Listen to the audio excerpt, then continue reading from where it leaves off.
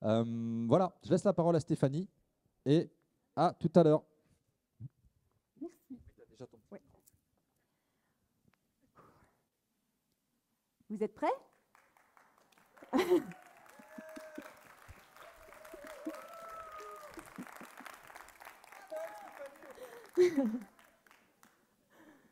Alors, bienvenue dans la troisième dimension. Au-delà des classiques notions de comptabilité où l'homme projette ses pas, il est une dimension où peut se glisser par les innombrables portes du droit sa gestion d'entreprise la plus saine. Une zone où l'imagination vagabonde entre économie et sociale, financement et fiscalité, la crudité des faits et la matérialisation des fantasmes. Pénétrez avec nous dans cette zone entre chien et loup par le biais de la troisième dimension. Vous l'aurez compris, on va parler gestion. Non, vous ne l'aviez pas compris? Non. C'est grosso modo comme ça que comprennent les entrepreneurs le langage des professionnels. Ils n'en comprennent pas plus. Pourtant, le job d'entrepreneur, c'est quoi? C'est votre art. Wouhou! Tigrou. Je vais me faire avec la technique. Donc, votre art, la première dimension, celle où vous excellez, ce que vous savez faire, là où vous êtes bon, ce qui vous motive, ce que vous voulez vendre et partager au monde. C'est super. Mais comme on l'a dit, il faut le vendre. Ça, c'est la deuxième dimension. C'est pas trop la nôtre, pour le moment. Et la troisième dimension, eh ben c'est nous. C'est la gestion. Et si vous ne produisez pas, vous n'avez rien à vendre. Et si vous ne vendez rien, vous n'avez rien à gérer. Donc jusqu'à là, on est bon. Sauf que c'est pas trop le modèle que vous voulez, je pense. Si vous voulez régénérer la planète, régénérer l'humain, il faut pouvoir partager, il faut pouvoir en vivre, donc vendre. Et une fois qu'on vend, faut gérer. Parce que si on ne gère pas, c'est pas top. Alors, nous, dans la troisième dimension, on vulgarise. On vulgarise pour que vous changiez votre paradigme sur la gestion, pour que vous puissiez comprendre le jargon. On vulgarise comme personne. Et on va vous le prouver, en fait. Si vous avez bien compris jusqu'à présent, pour avoir une entreprise qui tourne, faut être gestionnaire. Donc nous, notre but, c'est que tous les entrepreneurs soient des gestionnaires. Et des conseils, mais vous allez en recevoir une pelletée. Je pense, Laure, que dans le domaine des bébés, on doit être kiff-kiff. Ouais. Et comment faire le tri si vous ne comprenez pas ce qu'on vous dit? Le premier conseil en gestion qu'on m'a donné, c'était celui-là. Je ne l'ai jamais oublié. C'était le meilleur. Formez-vous, comprenez le jargon. Changez votre paradigme. Changez de vue sur la gestion. La gestion, c'est fun. Et vous allez vraiment plus qu'aimer ça. Mais pour ça, on va vraiment changer de paradigme. Donc nous, on a choisi de faire de la reprogrammation de votre cerveau. Pour ça, on va associer des trucs sympas. Alors bon, la technique est encore partie en vacances pour tous les écopreneurs des premières sessions. Et normalement, le chat était censé arriver après, mais c'est pas grave. Et donc, l'idée, c'est d'associer un truc cool, les chats, à un truc chiant, la gestion. Vous êtes OK pour ça? Yes. OK, alors on est parti pour une reprogrammation mentale. La gestion, c'est fun. À vous. Fun. On est d'accord. Donc, une fois qu'on part de ça, déjà qui je suis? Donc moi, je suis vulgarisatrice et formatrice en gestion d'entreprise. Je vous ai expliqué pourquoi, mais je vais vous mettre mon CV rapidement. Alors, je vous ai mis les grandes dates. Donc, profil, fan d'humour. Je crois que peut-être pas besoin de le préciser. Fan de lecture, de BD, c'est mon monde, la bande dessinée, d'échanges. Passionnée par la gestion. Premier séminaire écopreneur. Une écopreneuse vient vers moi et me dit « Et sinon, dans la vie, tu fais quoi ?» De la gestion. Donc, j'ai développé d'autres passions, évidemment, mais c'est vraiment mon cœur de ma mission, en fait. La gestion, pourquoi? Pour changer d'économie. Parce que si vos boîtes, elles sont saines, eh ben, on pourra changer le tissu économique et on pourra le remplacer. Alors, j'ai commencé en 97 par un bac économique et social. Donc ça date, ça fait 25 ans que je suis dans les chiffres.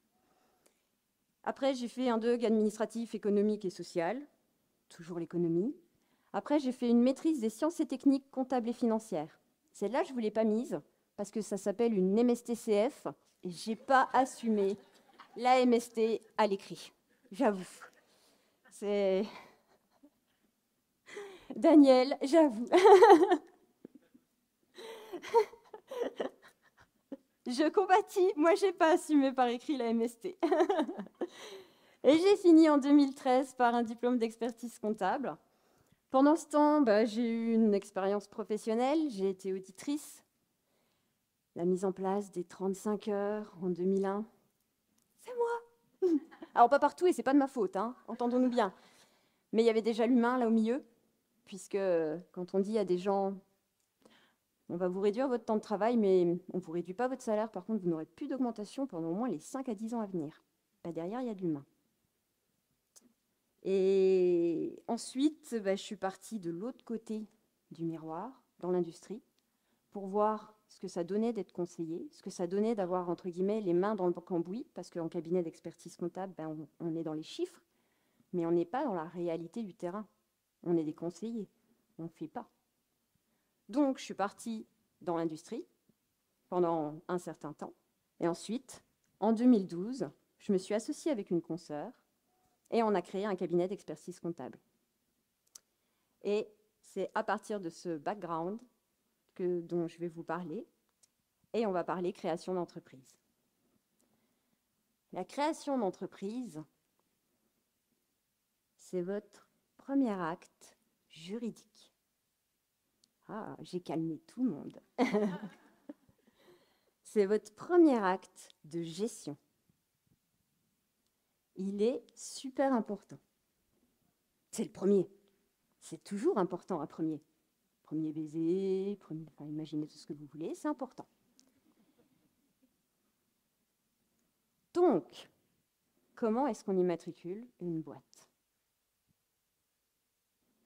La question qui revient le plus souvent, c'est quand? Vous avez une idée, super, bon, vous vous immatriculez. Génial. Ouais, super. Rarement, ça colle avec ce que vous ferez plus tard. Prenez votre temps. Il y a 3 choses qui doivent être en parfaite cohérence avant de vous immatriculer. Qui êtes-vous? Que faites-vous? Et comment le faites-vous? Et l'où y es-tu, si vous voulez aussi. Donc vous, qui êtes-vous? En 2012, donc, avec ma consoeur, nous nous associons. On commence à trouver des clients, ça se passe bien. Enfin, bien, ça se passe, mais les clients arrivent. Économiquement, ça se passe super bien. La boîte tourne, le chiffre rentre, mais 9 mois plus tard, la fête était finie.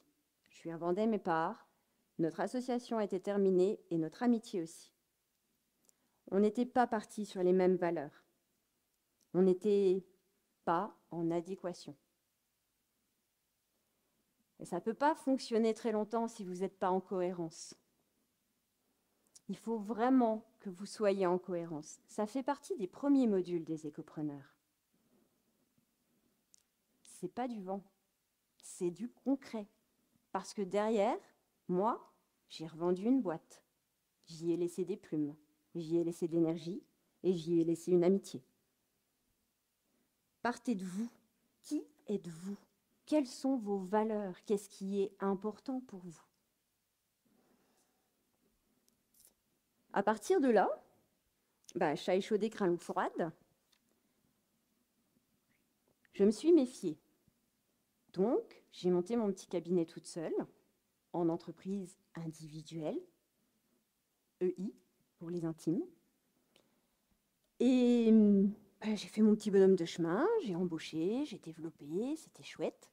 Et en 2015, un autre confrère, nommons-le Max, parce qu'il est libre, m'a approché. Et il voulait qu'on fusionne nos cabinets. C'était vraiment tentant. Ça faisait 3 ans que je ramais toute seule, au milieu des lois fiscales qui changeaient tous les 6 mois, au milieu du marketing, au milieu de tout ça.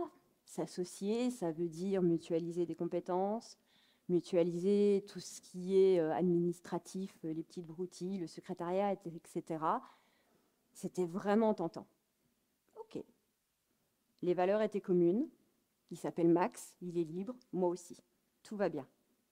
On se fixe 3 rendez-vous. Le premier, pour définir le périmètre de nos boîtes. Qu'est-ce qu'on vendait? Quelle est la qualité de ce qu'on vendait? On était tous les deux super contents des dossiers de l'autre. Pas de souci, rendez-vous, réussi avec succès. Deuxième rendez-vous, fixer un prix. Ah, étape délicate. Une des plus délicates dans une transaction de ce type. Passer avec brio, mais grand brio. Troisième rendez-vous, l'organisation. Qui faisait quoi? Qui décidait quoi? Et comment ça allait se passer? Le début du rendez-vous se passe bien, et d'un seul coup, on commence à parler réseau, serveur, PC. Et là, je commence à comprendre qu'en fait, j'allais plus avoir la main sur rien. Mais rien du tout. Si je voulais changer de PC, il fallait que je demande au service informatique. Alors bon, je ne suis pas spécialement dans la consommation, mais j'ai une patience d'ange et un PC, ça doit tourner. Donc, si je ne veux pas le lancer par la fenêtre très rapidement, il me faut une très bonne bécane. Je sais que dans les cabinets comptables, ce n'est pas forcément une priorité. Donc, qu'on choisisse mon PC à ma place, je l'ai mal vécu. C'était pas possible. C'est une broutille, hein, mais en fait, ça mettait en lumière la hiérarchie. Ah, je suis allergique à la hiérarchie. Gaston, il est allergique au mot travail. Moi, je suis allergique à la hiérarchie. Je peux pas. C'est pas possible. Alors, j'ai expliqué ça à Max, qui a très bien compris puisqu'on avait des valeurs communes. Le curseur n'était pas au même endroit, mais la valeur était commune. Donc, on a continué à travailler ensemble, mais en partenariat. On ne s'est pas associés, on a été partenaires. Et ça s'est très bien passé. Les 5 ans qu'on suivi, on a travaillé ensemble, c'était juste formidable. Donc, qui êtes-vous? Connaissez-vous vraiment? Mais quand je dis vraiment, on est tous super contents de se dire libre. C'est une qualité, c'est chouette. Allez plus loin. C'est quoi le revers de la médaille? Vous aimez la liberté, peut-être que vous avez un problème avec l'autorité et la hiérarchie. Vous aimez l'humain, mais vous aimez beaucoup la solitude, peut-être que travailler en équipe ou en groupe, allez au plus profond de vous-même, y compris sur les défauts. Soyez honnête avec vous-même. Ce n'est pas un passage facile, parce qu'on n'aime pas mettre en lumière ses défauts. Mais faites-le, ne serait-ce que pour éviter de revendre vos parts 9 mois plus tard, hein, tout simplement. Qui êtes-vous? C'est vraiment super important. La gestion, c'est sympa. À vous.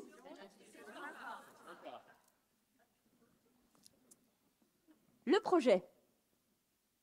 Qu'est-ce que vous faites? Qu'est-ce que vous vendez? À qui? Alors, Benjamin vous parlera de persona. Moi, je vous parle de clients. À qui vous vendez? Et avec qui vous travaillez? Quels sont vos fournisseurs, vos partenaires, vos interlocuteurs? Le projet dans son ensemble. Donc, on va faire ce qu'on appelle une étude de marché. Alors déjà, j'en vois qui ont les poils qui se redressent sur le bras. On se détend. Une étude de marché, c'est une étude. Donc, observation, analyse, conclusion, une étude, facile. Et le marché, c'est là où vous allez échanger. Donc, ce que vous vendez, ce que vous achetez. Ce que vous avez besoin d'acheter pour vendre. Vous êtes toujours tous là? Aurélie ne m'a pas dit à combien j'avais le droit de pourcentage de perte. Donc, l'étude de marché, vous étudiez ce que vous allez vendre, quoi, à combien. Le prix. Oui, dans une étude de marché, on met un prix. Parce qu'on est tous des écopreneurs, on est tous au pays des bisounours. On veut tous vendre des trucs super bien, mais on a tous un gros problème pour fixer nos prix. Oui, l'étude de marché, c'est sympa. Et truc et astuce d'ailleurs, si vous glissez à votre banquier, j'ai bouclé mon étude de marché, vous allez marquer des points. Parce que vous gagnerez en crédibilité auprès du banquier, vous avez le jargon. OK? Donc, vous allez faire une étude de marché. Qu'est-ce que vous vendez? À combien? Et du coup, combien est-ce qu'il va falloir en produire? On en revient au témoignage d'Aline qui expliquait qu'elle ne pouvait pas se tirer un revenu de son activité décent parce qu'il fallait qu'elle produise beaucoup plus et que physiquement, ce n'était pas possible. C'est ce qui m'est arrivé avec le projet de microferme. Je vous ai parlé des 18 234 salades hier. D'où sort ce chiffre? De mon étude de marché. Puisque, en bonne expert comptable, avant tout projet, je fais une étude de marché, que ce soit pour moi ou pour les autres. On ne lance pas un projet sans étude de marché. Qui sont vos fournisseurs? Combien ça va vous coûter d'acheter de la matière chez eux? Ce sont des vraies questions. Une fois que vous avez répondu à toutes ces questions, vous aurez quelque chose déjà de beaucoup plus fin et de beaucoup plus réaliste. Quand moi, je me suis rendu compte qu'il fallait 18 234 salades, je vous ai dit que je n'étais pas spécialement manuelle puisque je ne mets pas les mains dans la terre. Ça faisait grosso modo 600 heures de travail, si je devais convertir, juste pour les salades. Ça fait beaucoup, hein. C'est pas viable. J'ai beau être végétarienne, ça faisait vraiment beaucoup trop. Alors, au jour d'aujourd'hui, les salades sont plantées. Alors, on est plutôt sur 34 que 18 234. C'est pour notre consommation personnelle. Et le projet de microferme s'est transformé en hobby pour nous, parce que c'était ce qui nous convenait. Par rapport à votre projet, il faut anticiper. Sachez si c'est viable ou pas, ça vous permettra de développer des solutions de secours, ou en tout cas, peut-être de louvoyer, naviguer, adapter, pour que vous puissiez en vivre et que vous ne vous retrouviez pas dans une situation un peu limite, où vous voyez fondre vos économies sans rien en face, puisque vous n'avez pas défini qu'est-ce que vous vendez, ni à combien, ni à qui, ni avec qui. L'étude de marché sert juste à ça. Alors quand on dit juste à ça, ça paraît tout petit, hein, mais c'est juste la base de votre entreprise. C'est le premier pas de votre entreprise. Donc, une fois qu'on a vu l'étude de marché, si vous êtes toujours en cohérence avec le prix, la quantité de ce que vous devez produire, parce que si vous devez produire 1 million d'heures de service sur une année, ça ne passe pas. Ça ne passe pas. Un temps plein, on part sur 1600 heures. Et ce n'est pas totalement de la vente, puisque à côté, vous vous souvenez, il y a du marketing et de la gestion. Donc, attention à ce que vous allez produire. Définissez bien combien vous avez besoin de créer pour pouvoir en vivre. Si tout ça, c'est en cohérence, dans ce cas-là, vous savez déjà mieux où vous mettez les pieds. La gestion, c'est cool. À vous.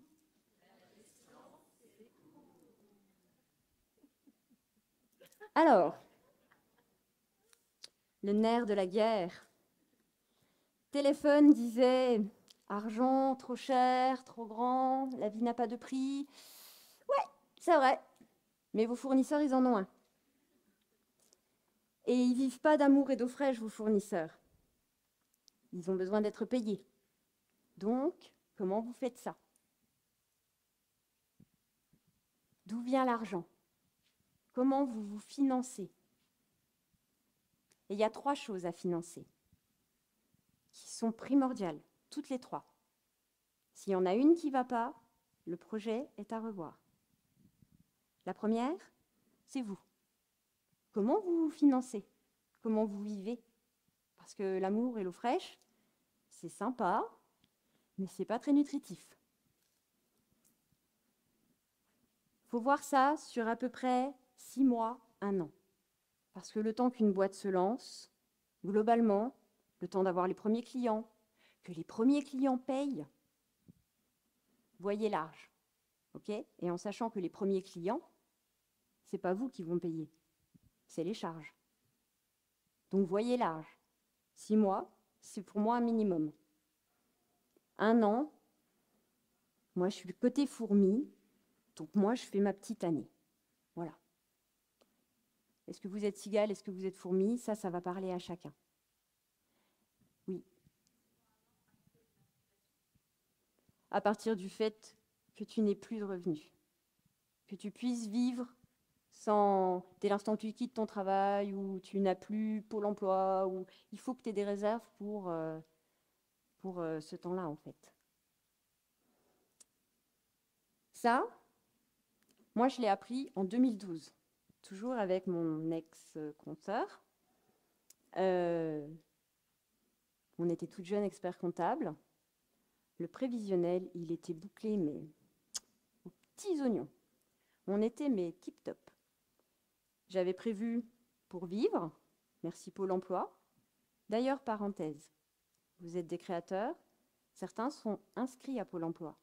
Ne vous immatriculez jamais sans les avoir prévenus.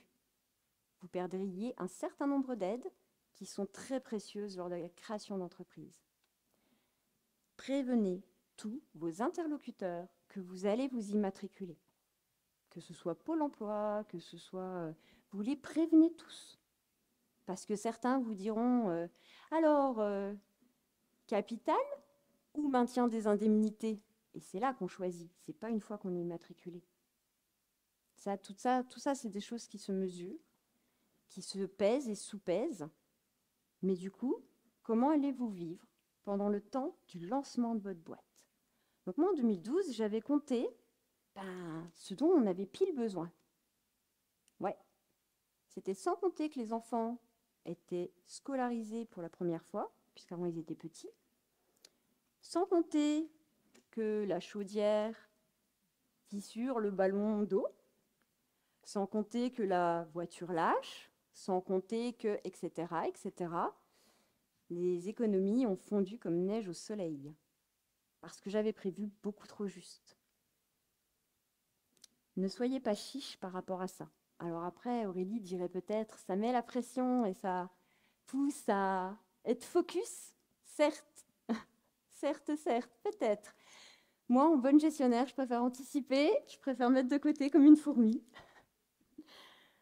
Donc, comment est-ce que vous vous financez? Le deuxième point, c'est comment vous financez le démarrage de votre entreprise.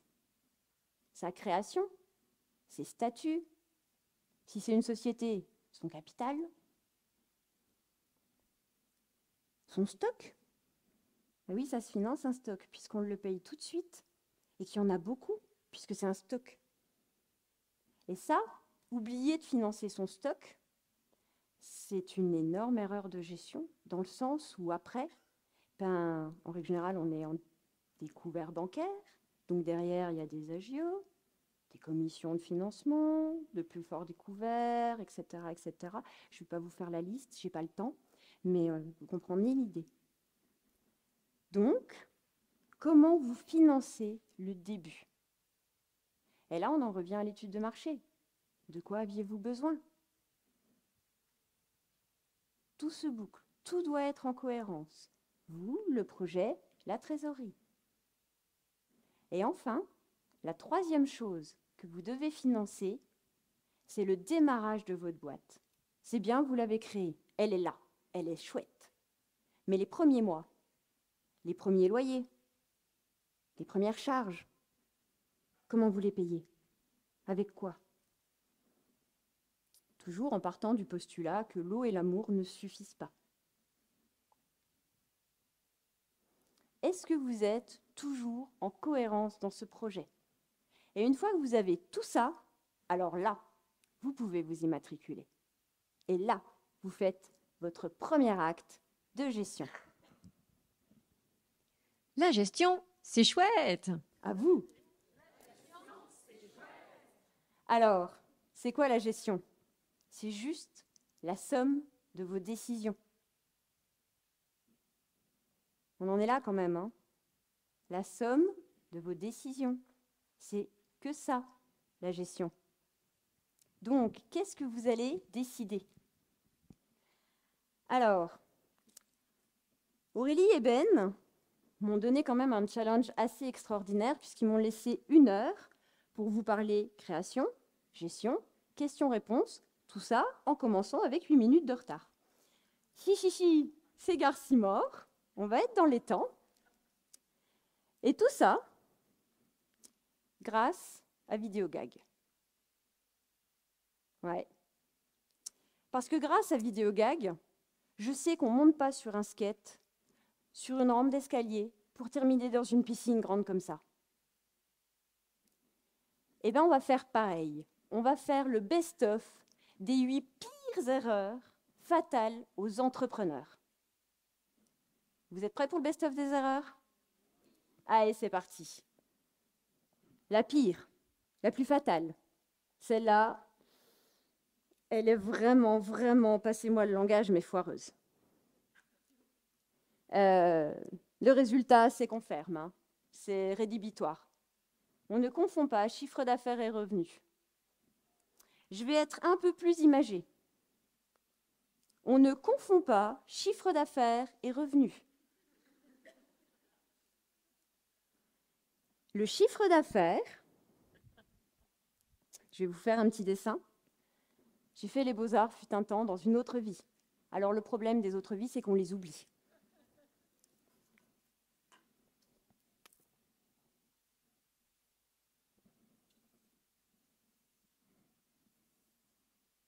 Voilà. Ça, c'est votre chiffre d'affaires. C'est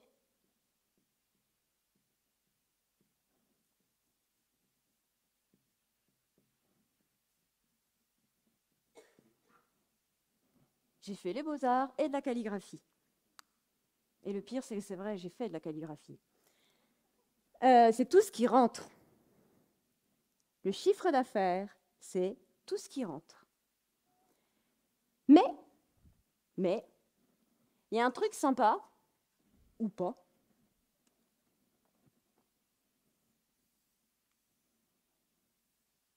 qui s'appelle les charges. Ouais, je vois qu'il y en a certains qui connaissent. Ouais, c'est pas un pote, hein. Ouais. Franchement, j'ai rencontré un paquet d'entrepreneurs qui me disent, moi, les charges? Non, j'ai rien. Non, pas de charge. Non. Oh non, quasiment rien, non, non. Et donc ça, c'est le résultat. Je vais même vous mettre l'accent.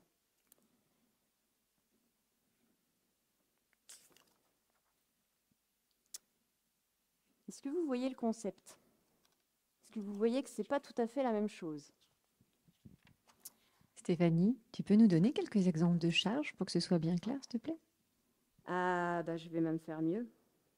On va passer à l'erreur suivante. Mais avant, La gestion, c'est le pied. deuxième erreur. Ne pas faire le point sur ses charges. Ouais. Alors, qui est Georges? C'est pas lui, non. Et non. Et non. Georges, c'est notre mascotte. Elle n'est pas là. Elle arrivera plus tard. Et notre mascotte, ben en fait, c'est un entrepreneur. Il a un food truck. Il aime les gens.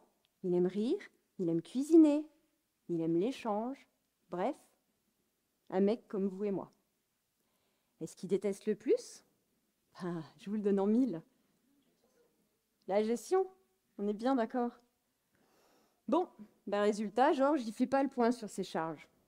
Ouais. Bah voilà, hein. Ça donne ça à peu près. Hein. Quand on laisse couler les charges, je ne sais pas moi, est-ce que ça vous viendrait à l'idée de laisser un robinet ouvert comme ça? Voilà, en plus, je sais que je m'adresse à des éco-preneurs, quoi. Donc la réponse est d'office non, normalement. Mais je ne vous ai pas trop entendu. Non, on est d'accord. Ça ne vous viendrait pas à l'idée une seule seconde. Et pourtant, le nombre d'entrepreneurs qui font le point sur leurs charges, il n'y en a pas beaucoup. Quand vous rencontrez quelqu'un qui est en micro-entreprise, des charges, il n'en a pas. Georges, d'ailleurs, des charges, il n'en avait pas. Il avait les patates, mais comme il ne les a pas trouvées pour ce week-end, il n'avait rien. Il avait un peu d'huile, un peu de sel, et puis voilà, quoi. Ouais.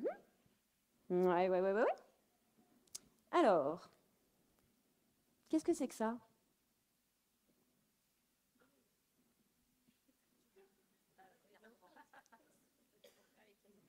Ouais. Ouais. C'est le fournisseur d'électricité de Georges. Ah oui, c'est low-tech puisqu'il n'a pas de charge.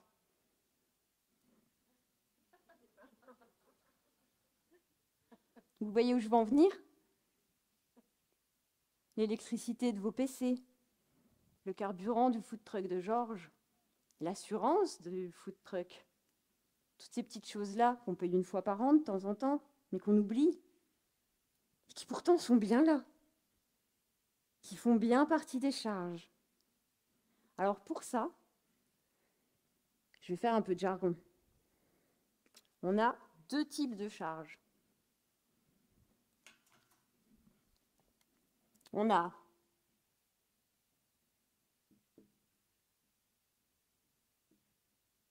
les directs, les patates de Georges, le sel, l'huile, on le voit tout de suite.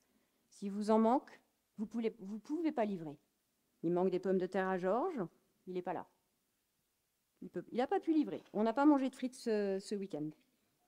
Bon, en même temps, c'était peut-être pas bio, tout ça. Donc, on n'a pas mangé de frites ce week-end. Et les charges indirectes.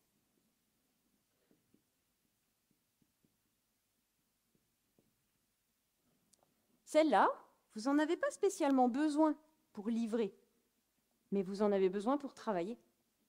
Sans elles, pas de boîte, pas d'activité, pas d'électricité, pas d'activité. Pas d'électricité, pas de frigo, pas de nourriture livrable aux clients, pas de food truck. Et là, je vous parle de l'électricité, mais il y en a beaucoup d'autres. Téléphone, Internet, cotisation foncière des entreprises. Il est beau celui-là, hein? Il y en a un paquet des comme ça. Il faut les lister et prenez-les en compte dans vos prix. Prenez-les en compte dans vos prix parce que sinon, ça voudra dire que c'est tout simplement vous qui les payez de votre poche. Et quand on ne tient pas compte des charges indirectes dans son prix de revient, eh ben, ça fait mal, parce que ça, c'est la troisième erreur. La gestion, c'est bien. Alors, c'est bien, sauf quand on ne fait pas le point sur ses charges. Et là, le chat, il fait un peu la tronche, parce que j'ai employé un mot que je n'ai pas défini. Prix de revient. C'est d'ailleurs l'erreur numéro 3. Ne pas calculer son prix de revient, ça revient à la traversée du désert de la rentabilité. C'est la loose. On va le dire comme ça.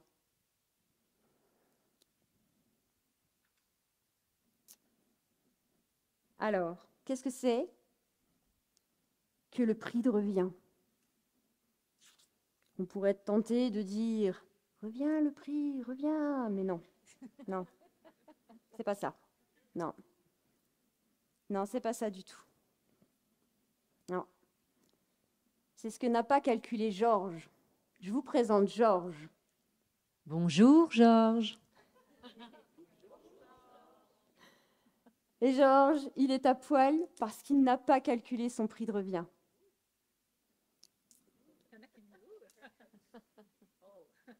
Eh, j'avais prévenu qu'il était bien gaulé.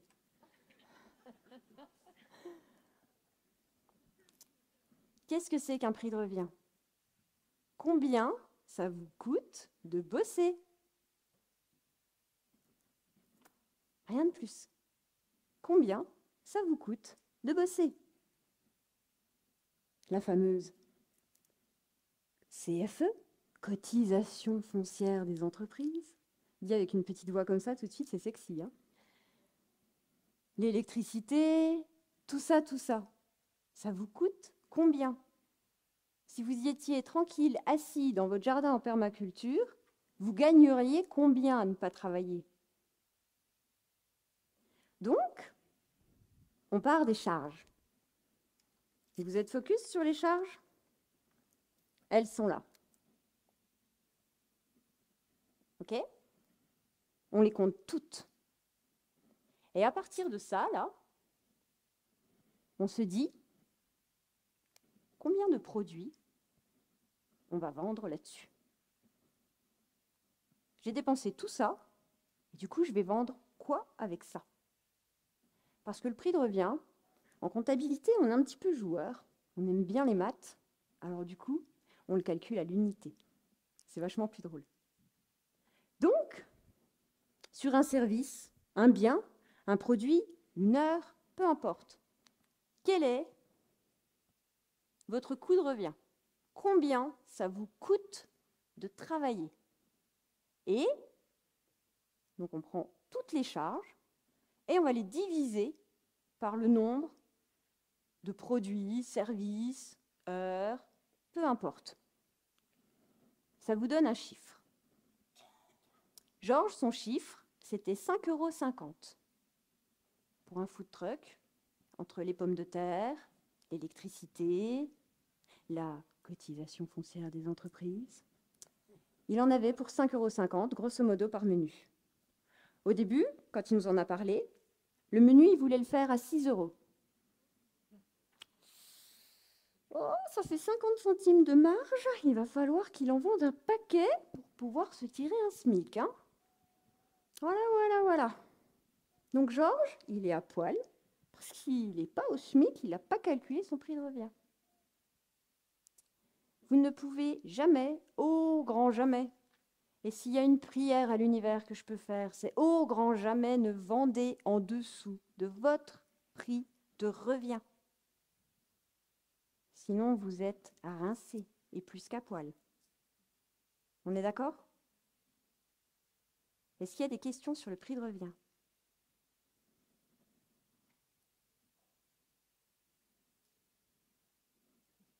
Oui, j'en ai une petite, moi. Quand tu as une équipe qui travaille pour toi, du personnel, etc., et que tu vends un produit, comment tu intègres dans ton calcul de prix de revient les gens qui bossent pour toi? Alors à ce niveau-là d'entreprise, alors c'est une parenthèse parce que vous n'en êtes pas là les écopreneurs, donc ne prenez pas peur, c'est une étape au-dessus. Petite parenthèse pour Benjamin, tu fais des clés de répartition. Des clés de répartition. C'est-à-dire que tu vas dire, bah voilà, le salaire d'Eva, le salaire d'Odile, le loyer, l'électricité de chacune, etc., etc., ça coûte tant dans l'année. Du coup, on a prévu, puisque pour le coup, en comptabilité, on aime les chiffres, mais on aime aussi la voyance. Et pour ça, on fait des prévisionnels. Donc en fonction de ton prévisionnel, tu vas te dire, j'ai 100, 200, 300 parcours à vendre. Du coup, le salaire est réparti sur les 100, 300, etc. parcours à vendre, ce qui fait tant par... tu répartis. Compris.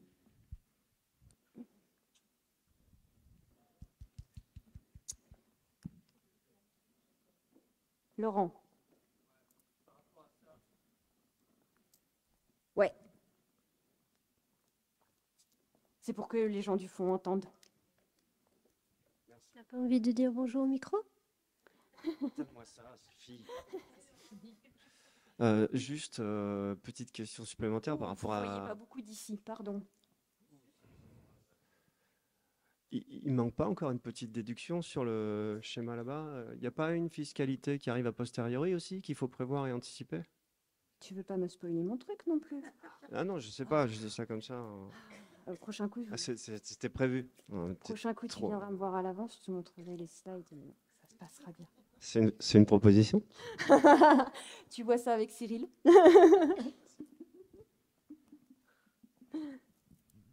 La gestion, c'est le kiff.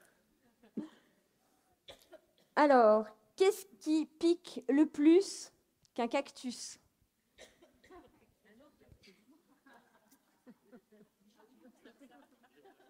Attention à la chute.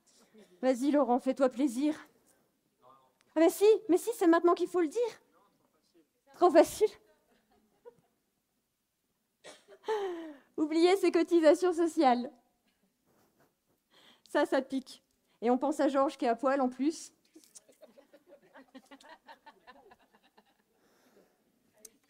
Allez, les cotisations sociales, c'est relativement simple. Imaginez le business comme un jeu.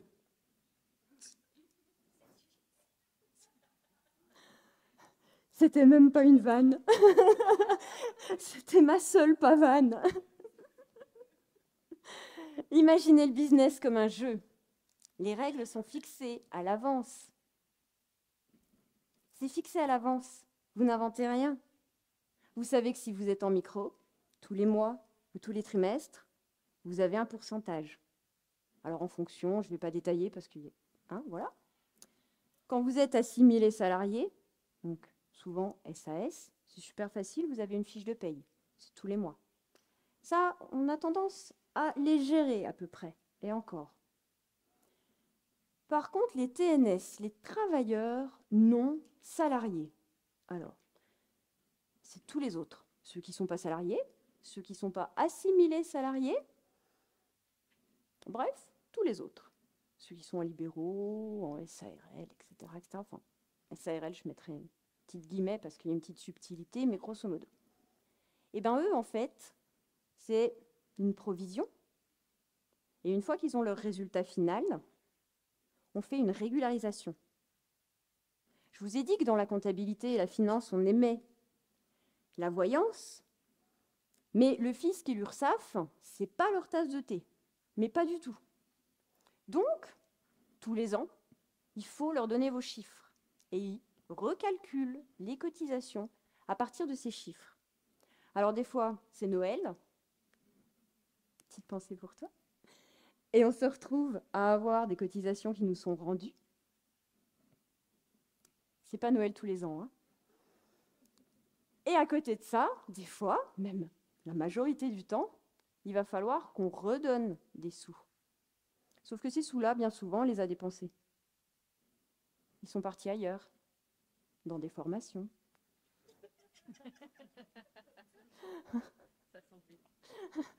T'as entendu les rires, du coup. Et résultat des courses, double effet qui se coule. Donc là, ouais, vraiment, Georges, il est à poil et en plus, il est dans les cactus, quoi.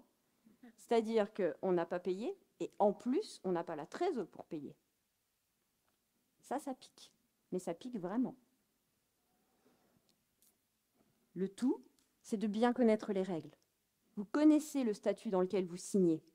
Vous connaissez ces règles, appliquez-les. C'est pas plus compliqué que ça.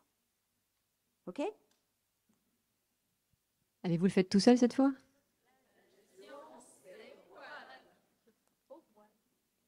La 5e erreur, ne pas faire sa paperasse. Il n'est pas bien là, le monsieur, hein? Ouais. Un jour, je suis arrivée chez un client, il avait cette tête-là. Alors, il n'avait pas la montagne de factures devant lui, mais il avait littéralement cette tête-là. Je lui demande pourquoi. Il me dit, je ne peux pas faire d'encaissement carte bleue, ça ne marche plus. Ok, c'est bizarre. Bon.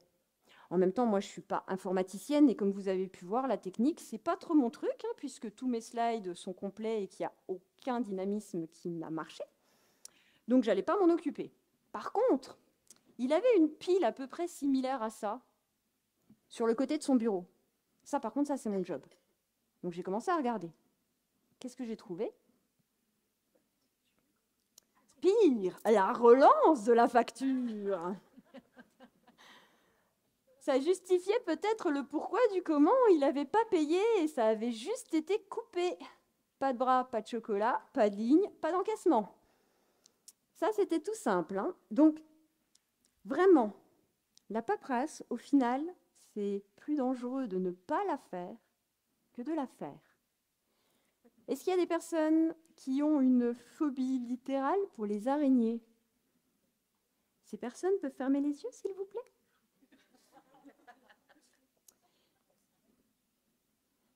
Qu'est-ce qui est commun à ces 3 photos?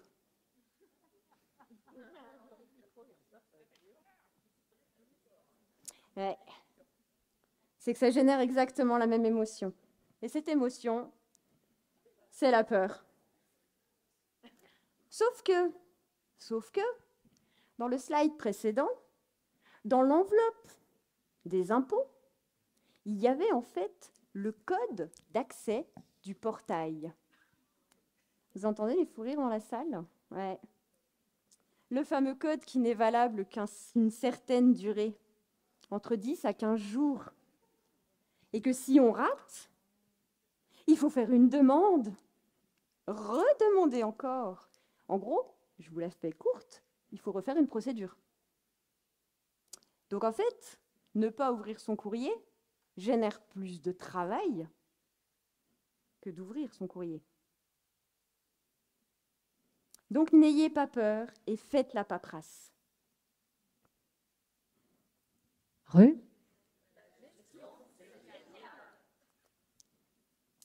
La 6e erreur, ne pas tenir sa compta.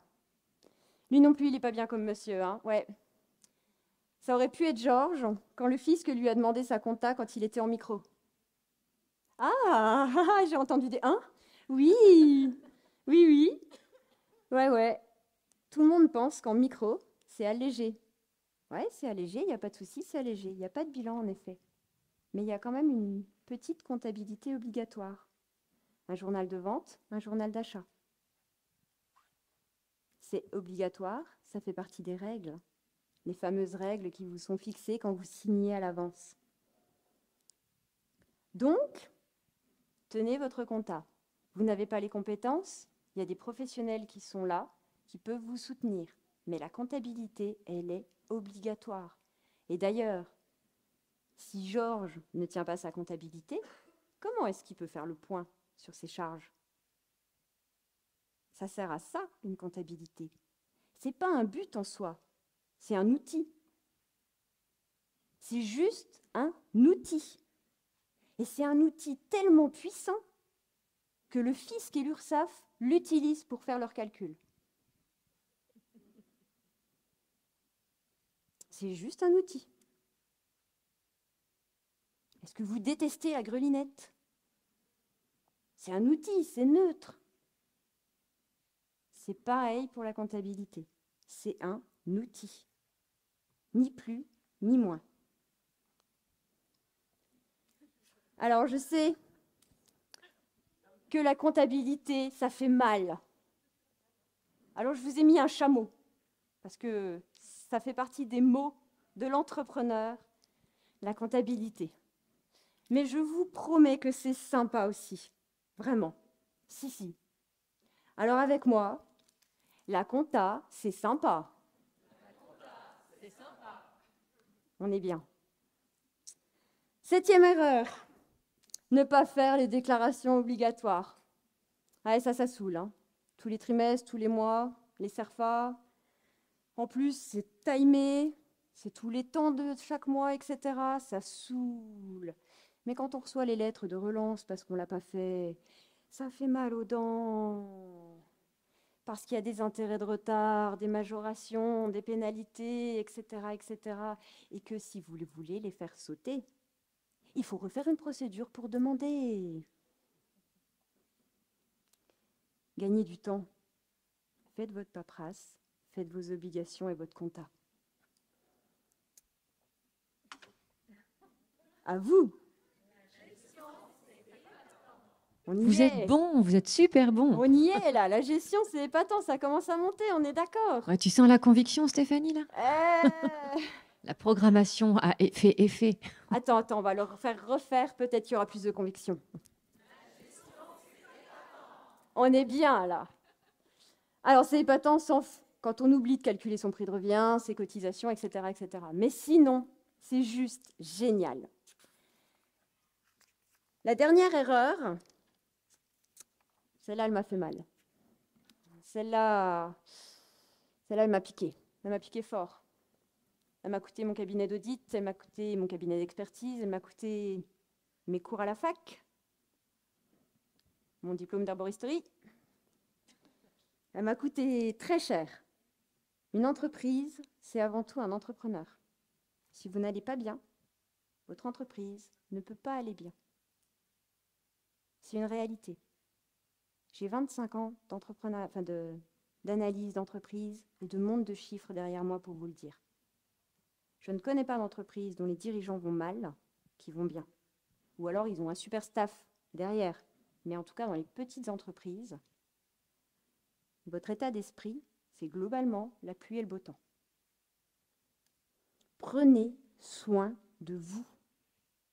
La pédiatre de mes enfants disait « La plus belle des femmes ne peut donner que ce qu'elle a ». C'est une réalité. Ce n'est pas un sprint, c'est un marathon. Je vous ai fait une petite liste, j'en ai encore quelques-unes comme ça. Qui veut aller loin ménage sa monture. Rome ne s'est pas faite en un jour. Et la dernière, qui est médiévale, alors je ne sais pas si elle sera comprise. Tel qui rit le vendredi, pleurera le dimanche. Ouais. Bref, vous l'aurez compris, vous voulez une entreprise qui tourne. Calculez vos charges, calculez votre prix de revient, pensez aux règles et prenez soin de vous. Grosso modo, on est là sur la gestion. La gestion, c'est bon. Ok, conseil bonus, ne déléguez pas à n'importe qui. Je tiens à remercier mon fils pour les photos de chat. Mais vraiment, ne déléguez pas à n'importe qui. Donc, on va conclure. La gestion, c'est quoi? C'est juste tracer le chemin que vous allez emprunter avec votre boîte. Vous choisissez votre itinéraire, votre statut, avec ses règles. Vous anticipez les étapes pour mieux les réussir. Et pour ça, vous vous formez à la gestion. C'est indispensable. Peu importe le moyen, mais comme vous avez pu le voir, c'est nécessaire pour la bonne route de votre entreprise. Alors, un grand philosophe des années 80 a dit « J'adore quand un plan se déroule sans accroc. » Nous aussi. C'est quoi votre plan? C'est quoi votre plan?